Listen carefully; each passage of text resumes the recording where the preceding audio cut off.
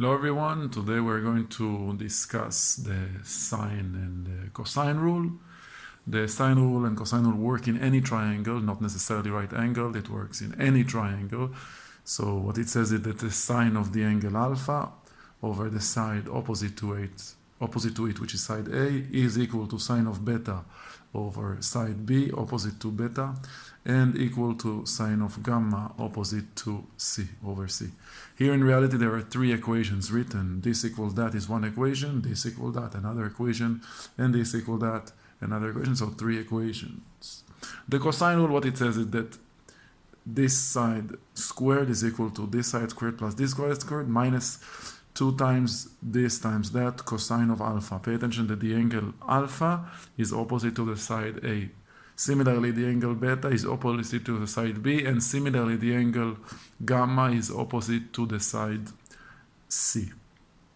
When do we use the cosine rule and when do we use the sine rule? The cosine rule is used if we know we use the cosine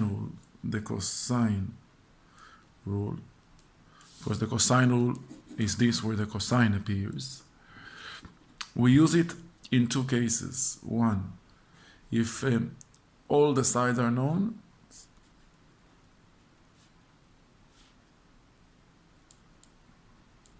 or two sides known and the angle between those sides.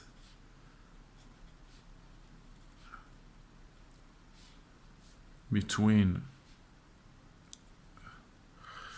those sides. So for example, if I have a triangle whose sides are, for example, 5, 7, and 8, and I want to find, for example, the angle alpha, then I would use the cosine rule. For example, I would write 5 squared is equal to 7 squared minus plus 8 squared minus 2 times 7 times 8 times cosine of alpha, and solve this for alpha.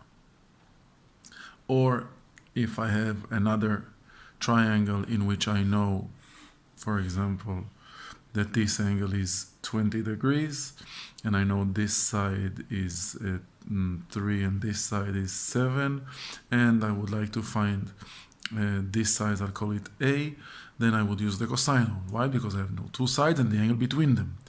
So that would be A squared is equal to 3 squared plus 7 squared minus 2 times 3 times 7 times cosine of 20. And again, the only unknown here is A.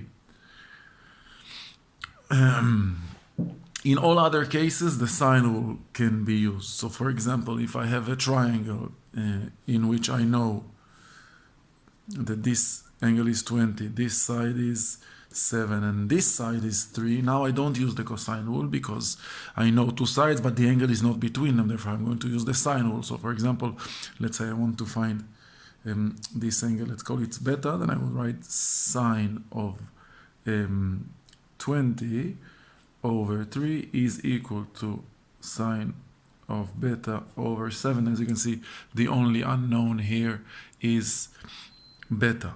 So summarizing, if all the sides are known, I use the cosine rule. If two sides are known, the angle between them is known, I use the cosine rule. In all other cases, use the sine rule. Here, for example, after I found the angle alpha, I can use the sine rule to find, for example, the angle beta, and 180 degrees minus the sum of those will give me the angle gamma. Okay, thank you.